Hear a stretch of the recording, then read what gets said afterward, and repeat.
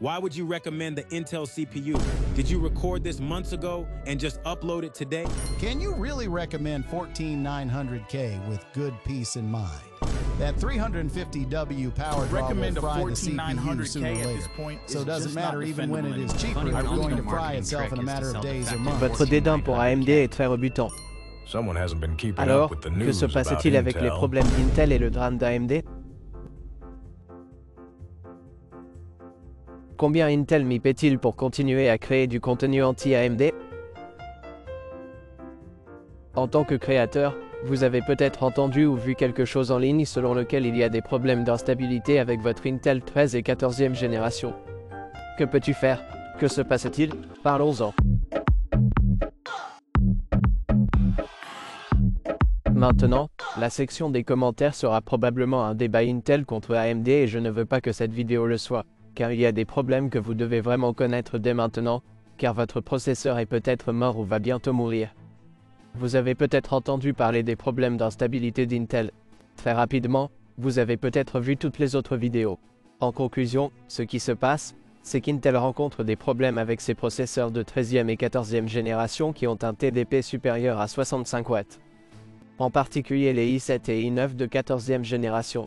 Celui-là là-bas. Gardez à l'esprit qu'il s'agit d'un package non ouvert sur lequel j'avais récemment prévu de faire une vidéo, mais maintenant, après avoir vu les commentaires sur la dernière vidéo, je ne suis pas sûr que vous vouliez le voir, mais nous pourrions faire la construction PC la plus déclenchante de tous les temps en ce moment, alors faites-moi savoir si vous voulez voir ça. Alors pourquoi ce problème d'instabilité se produit-il ou pourquoi se produit-il? Numéro 1. Trop de tension sur le processeur. Le problème existe depuis un certain temps et cela rend beaucoup de mes critiques un peu inexactes. Je parlerai de ça dans une minute. Est-ce que les cartes mères poussent désormais le processeur au-delà de ses limites, comme le recommande Intel? Mais pour la défense du fabricant de cartes mères, Intel est resté vague sur ses tensions ou sur les tensions recommandées jusqu'à récemment. Et parce que les fabricants de cartes mères veulent montrer que leur carte mère est la meilleure par rapport à la concurrence, ils poussent le CPU un peu plus loin pour montrer que le CPU fonctionne mieux sur notre carte mère par exemple. Mais à cause de cela, ils doivent augmenter la tension afin de transmettre plus de puissance au processeur. Vous savez maintenant que les processeurs Intel chauffent beaucoup. Mais cette tension détruit en réalité une partie du processeur. Trop de courant vers le processeur est mauvais, surtout à des températures élevées. Un courant élevé et soutenu est très mauvais pour lui, ce qui rend le processeur instable, mais pour corriger l'instabilité, vous devez augmenter encore plus la tension. Ce qui signifie que ce n'est qu'une voie descendante vers la défaillance du processeur. Et en raison des tensions plus élevées, les processeurs tombent en panne plus rapidement que jamais sur les 13e et 14e générations. L'autre problème à l'origine de ce problème est qu'à la fin ou en 2023, il y a eu des problèmes de fabrication du côté d'Intel. Là où certains processeurs sont affectés par l'oxydation. Je ne sais pas exactement pourquoi, mais certains processeurs sont endommagés de manière permanente en raison de l'oxydation à l'intérieur du niveau micro très fin du processeur. Certaines entreprises et certains sites signalent un taux d'échec allant jusqu'à 50% et certains serveurs de jeux remplacent même toute leur section d'Intel par AMD en raison de ce taux d'échec. D'un autre côté, nous avons des rapports très intéressants de Puget Systems et ils ont reçu beaucoup de critiques pour avoir dit cela. Mais Puget Bench a écrit un article sur les problèmes d'instabilité d'Intel et a montré que ce qu'ils ont vu, c'est que le taux de défaillance du processeur des 13e et 14e générations n'est toujours pas aussi élevé que celui du Ryzen 7000. Ce qui a suscité des débats très intéressants dans la section commentaires ci-dessous si nous pouvons faire confiance à Puget Systems. Peu importe de quelle entreprise elles proviennent, ce sont des données auxquelles vous pouvez faire confiance, vous ne pouvez pas falsifier des données. Les données sont des faits. Les données montrent que Puget Systems constate un taux de défaillance plus faible sur le Ryzen 7000, mais un taux de défaillance sur le terrain plus élevé sur certains processeurs de 13e et 14e génération. Cela a commencé à se produire récemment en mai 2024, juin et juillet, où nous avons constaté un pic où davantage de processeurs étaient instables ou plantés sur le terrain. Ce que Puget dit, c'est que nous sommes toujours sur la bonne voie pour atteindre le taux d'échec attendu. Ce n'est pas aussi grave que ce que constatent certaines autres entreprises. C'est parce que Puget Systems adopte une approche très différente en matière de distribution d'énergie et de tension. Il modifie donc les paramètres personnalisés dans le BIOS pour s'assurer que le processeur est très stable, fonctionne à des tensions plus basses et des tensions et consommation d'énergie stables, de sorte qu'il soit plus frais et plus stable. Peut-être qu'il laisse une partie de la performance sur la table, mais en tant que créateur, la stabilité est certainement plus importante que quelques pourcents de performance. Et ils ont montré que l'exécution des processus déverrouillés ou des paramètres par défaut d'Intel ne vous donne pas réellement beaucoup d'amélioration des performances. Alors hier soir, j'ai envoyé un message à Matt Barth de Puget Systems pour lui poser quelques questions supplémentaires sur Deeper dans ce projet et voici quelques-unes des questions et réponses que j'ai reçues de leur part. J'ai donc demandé pourquoi Puget Systems continue de proposer des systèmes Intel aux créateurs, même si cela semble être une bombe à retardement. Ils ont dit: j'ai dit que vous seriez personnellement inquiet de construire une machine de 13e ou 14e génération en ce moment.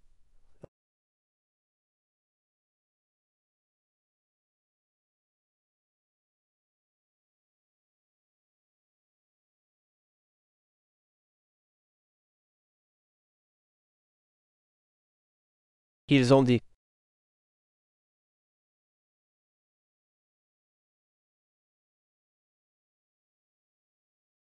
je voulais également en savoir plus sur l'échec sur le terrain à partir de leur graphique de publication.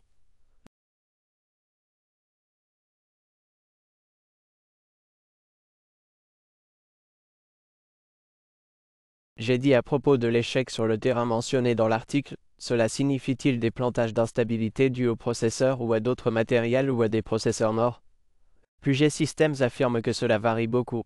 Les erreurs BSOD sont les plus courantes, mais il existe un mélange d'autres problèmes, notamment le blocage du système, le redémarrage, les voies PCI qui ne fonctionnent pas correctement, les erreurs de mémoire, l'absence de publication et même des problèmes vraiment étranges comme l'impossibilité d'installer des pilotes.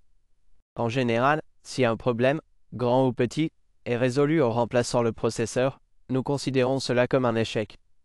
Je leur ai demandé directement si les gens devraient s'inquiéter de leur système de 13e et 14e génération. Ils ont dit qu'en général, oui, nous avons de la chance que notre position sur la fiabilité par rapport aux performances semble isoler nos utilisateurs, mais même pour nous, nous prenons des mesures pour tendre la main et travailler avec nos utilisateurs pour aider à atténuer les problèmes et avoir un plan d'action pour les clients lorsque ce problème survient. Et j'ai demandé: pensez-vous qu'il y a autre chose que vous voyez qui devrait être mentionné et pris en compte concernant cette question? Puget Systems affirme que nous considérons depuis longtemps que la fiabilité est plus importante qu'un peu de performance supplémentaire et nous encourageons tout le monde à utiliser cela comme une opportunité pour réévaluer de nombreuses pratiques actuelles du secteur. Au fil des ans, de nombreux problèmes sont apparus lorsque différents fabricants de matériel, qu'il s'agisse de CPU, de GPU, de cartes mères, de RAM ou de stockage, ont poussé les choses au-delà de ce qui est une bonne idée et souvent les conséquences n'apparaissent pas avant un certain temps.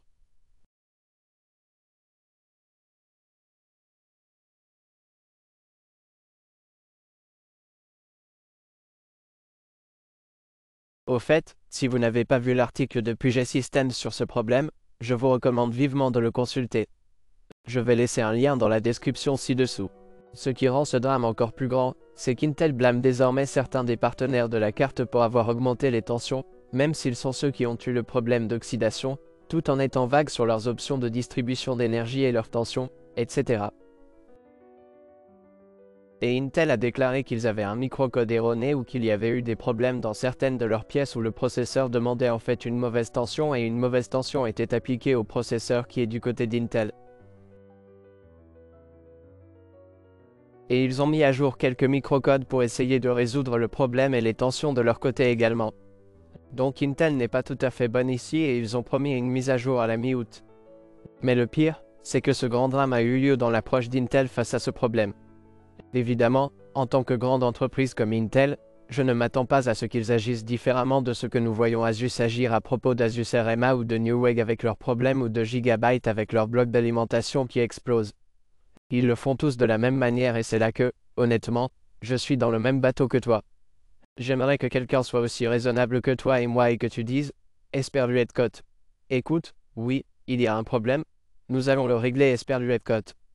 Ils n'ont pas donné suffisamment d'informations aux utilisateurs sur la manière dont ils comptent résoudre le problème et sur la manière dont ils l'ont communiqué.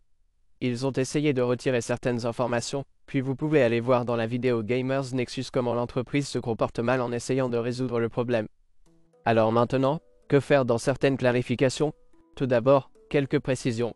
Il ne semble pas y avoir de problème avec la 12e génération jusqu'à présent.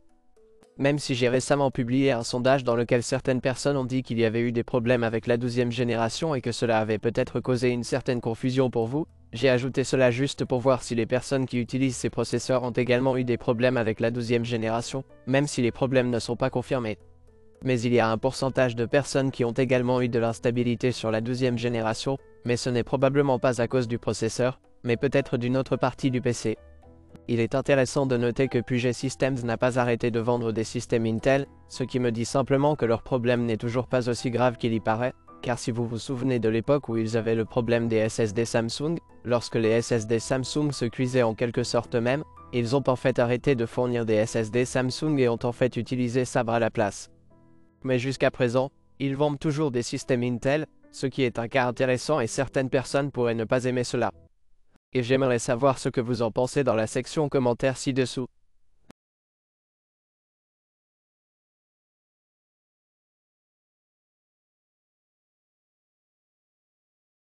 J'ai mentionné dans la dernière vidéo le Ryzen 7 950X où nous l'avons comparé à Intel et c'est en quelque sorte mon mauvais côté où nous avons utilisé certains des benchmarks ouverts et déverrouillés d'Intel. En fait, ces tests ont été effectués il y a de nombreux mois, probablement au début de l'année, où ce problème n'est pas encore apparu et tout semblait aller bien avec les paramètres déverrouillés et je ne l'ai pas retesté. C'est donc le problème que j'ai maintenant de mon côté où certains de ces benchmarks, enfin tous les benchmarks Intel 12, 13, 14, 10, sont en quelque sorte inexacts parce que les fabricants de cartes mères disent maintenant que vous devez appliquer les valeurs par défaut d'Intel et je ne les ai pas testés sur les valeurs par défaut d'Intel, ce qui donne en quelque sorte une comparaison injuste avec AMD ou donne l'impression qu'AMD, vous savez, devrait être meilleur et AMD aura l'air en fait un peu meilleur si je ne les appliquais pas. Paramètres de stock pour Intel, nous avons également vu de nombreux articles des systèmes Buge et j'ai également testé la différence n'est pas vraiment si grande dans les flux de travail créatifs réels, vous pouvez voir une différence de quelques pourcents, donc cela ne rendrait AMD que de quelques pourcents meilleur ou Intel de quelques pourcents pire. J'utilise le i9 de 13e génération d'Intel depuis plus d'un an et 3 mois. Ça fait 15 mois quelque chose comme ça plus maintenant et je n'ai vu aucun problème d'instabilité et je me demande juste si j'ai eu le CPU chanceux même s'il a été acheté en 2023 en quelque sorte à l'époque où cela devrait être le problème de fabrication et je ne suis pas sûr que mon CPU en soit affecté. Ce que j'ai également commencé à utiliser est un i7 de 14e génération ici et je n'ai eu aucun problème avec cela non plus, donc les problèmes dont tout le monde parle, je ne les rencontre pas personnellement, je n'évite pas le problème, je veux juste apporter un peu de clarté, vous savez, tout ce que vous pouvez faire est de juger d'après mon expérience et celle d'autres personnes et de faire votre propre choix. Alors, que fait Intel à ce sujet et que devriez-vous faire dès maintenant? Tout d'abord, que devez-vous faire si vous possédez l'un des processeurs Intel? Vous devriez mettre à jour votre BIOS et vous assurer que vous avez appliqué les paramètres par défaut d'Intel. Les paramètres par défaut d'Intel sont appliqués. Si vous n'avez pas mis à jour votre BIOS sur Intel 12, 13, 14e génération, faites-le maintenant. Je veux dire, maintenant, si vous ne savez pas comment le faire, je vais en fait publier une vidéo dans 1 heure. Lorsque cela sera publié, comment le faire, pourquoi vous devriez le faire, en approfondissant un peu plus le sujet, mais tout le monde devrait mettre à jour le BIOS et à la mi-août, Intel et dit qu'il lance une nouvelle mise à jour du BIOS avec un nouveau microcode qui est censé résoudre ce problème. Maintenant, vous ne pouvez pas résoudre le problème d'oxydation avec un microcode. Nous allons donc devoir voir comment cela va se passer et combien de puces sont réellement affectées par le problème d'oxydation. La bonne chose qu'Intel a fait est d'étendre sa garantie de 3 à 5 ans, donc si vous avez des problèmes d'instabilité avec vos processeurs, allez-y et retournez votre processeur dès maintenant et obtenez-en un nouveau qui semble être la solution et si votre nouveau a un problème, vous avez encore 5 ans pour le résoudre. Pour AMD, cela doit être une très bonne nouvelle, car ils se disent que notre Ryzen 9000 va le tuer et nous allons parler de sa stabilité et de tout le reste. Je suis tellement excité de tester le Ryzen 9000 que nous allons également tester celui-ci. Et mon dernier commentaire concerne le Ryzen 7950 par 3, le reboot. Toute la critique avait pour but de souligner le marketing d'AMD selon lequel le cache 3DV est comme le processeur ultime pour les créateurs de contenu, car c'est ce qu'ils disent là-bas et la raison pour laquelle je voulais faire cette vidéo est que je demande ce processeur à AMD depuis plus d'un an et AMD a retardé et m'en a en fait envoyé un autre. Ils m'ont envoyé un 7800X3D, ce qui me fait me demander pourquoi tu fais ça, pourquoi tu m'évites de faire du contenu à ce sujet, tu sais que je suis un créateur, tu sais quel est le défi. Je ne sais pas ce que nous représentons ici, alors j'ai voulu créer du contenu à ce sujet. Il ne s'agissait pas de montrer à quel point Intel est incroyablement meilleur, même si la vidéo, en y réfléchissant bien, montrait qu'Intel était meilleur, mais je peux voir comment les gens pensent que j'ai été payé par Intel. Pour clarifier, je n'ai pas reçu un seul centime d'Intel, il semble simplement que j'utilise des appareils Intel. Il y a quelques années, je recommandais uniquement AMD parce que c'était bien meilleur, comme vous pouvez le voir sur ma chaîne. Maintenant, Intel semble être meilleur, mais Intel est en pleine crise, il semble donc que je ne devrais pas recommander les processeurs Intel. Au fait, j'ai déjà été payé par AMD. J'ai déjà réalisé quelques projets avec AMD pour lesquels ils m'ont payé. Donc, même s'il peut sembler que je sois partial envers l'un ou l'autre, ce n'est pas le cas. Cela peut sembler ainsi simplement parce que j'utilise des processeurs Intel, c'est peut-être pour cela, mais ce n'est pas mon intention. Mon intention est simplement de vous fournir les meilleures options. Mon expérience personnelle et mon opinion n'ont pas été aussi mauvaises que ce que d'autres personnes ont vu, c'est peut-être pourquoi je me suis un peu retenu sur la question. J'espère que cela clarifie un peu ce qui se passe et ce que vous devriez faire. Merci les gars d'avoir regardé, à bientôt, au revoir.